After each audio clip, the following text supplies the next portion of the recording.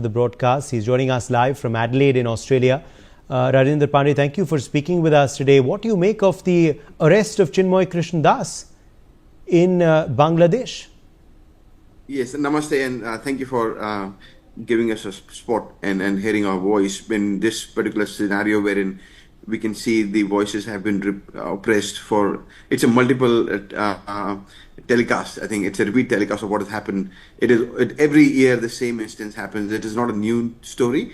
And what hurts me that it just repeats itself. And every time we are sick and tired of having protests and peaceful marches in Australia to express our sympathies with the Hindus and specifically ISKCON in Bangladesh. And I just can't. It belies any fact that how can they get away by doing this? And I think there is a historical reason that we all know, but more importantly, there is an ingrained hatred towards Hindus in Bangladesh. And the government has time and again, we have seen the previous government, the current government, the government machinery has failed to protect Hindus in Bangladesh. And this is not only in Bangladesh, this is a repeat telecast of what happens in Canada, in USA, in Australia, in Adelaide, in Melbourne in January 2023, the ISKCON temple was attacked by Khalistani. So this is not a new phenomenon, and we just keep talking about this and with little or no action from whether the Bangladesh government or any international body. There are other places wherein people are killed and they're dying, whether it's Syria, Gaza, Ukraine, and there is a lot of voices, but when Hindus die, there is no pain, no remorse, or not even a fake tear by any government or a world body. Does that shock you, the fact that there is global silence on the atrocities that the Hindu community is facing, that there is no condemnation from world leaders or from world organizations on this very pressing problem? Unfortunately, the answer is no, and you would hopefully agree with me that this lack of any reaction by these governments or the world body is not new. We anticipated, we expected. In fact, we are okay with that. We get along with it. There is so less media coverage. So I would really like to congratulate your media channel for covering it. How many media channels are actually trying to talk about this? None at all, at least not in Australia.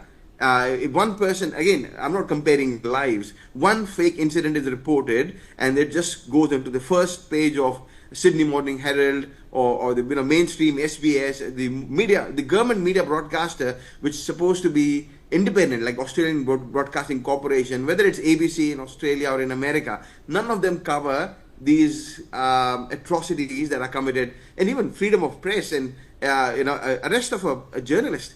Can you imagine, in any part of the world, thank goodness we live in those times wherein media is free, but in Bangladesh it happens, and it happens without any reaction from anyone. So I think I'm appalled, but we expect government to do nothing, and that is why it is important for us to take action. In fact, from our own Vishwa Hindu Parishad community, we have been talking about taking our own delegation and observer group to Bangladesh to monitor and report and observe and report on the atrocities. We are creating and collating details of violences that have been committed in an Excel spreadsheet of how many people died, what has happened to them, and trying to document that genocide, I would say, because I would not expect the government to do anything. And I think I'm not a political commentator. I'll leave it to those people who are expert in that about why it is happening.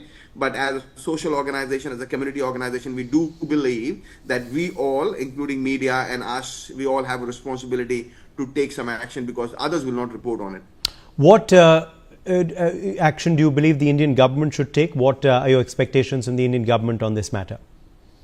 I think again, I would be very careful about putting any burden on Indian government, because again, this is diplomacy, and India has a lot of stake into Bangladesh, and it's again riddled with cross connections. So, for example, the aid to the the Adani power projects and the support that we give to Bangladesh government is supposed to help. Just what we're doing in Nepal as well. There are a lot of strategic outcomes of everything that we do in Bangladesh. So, however, now the time has come that Indian government has to do something.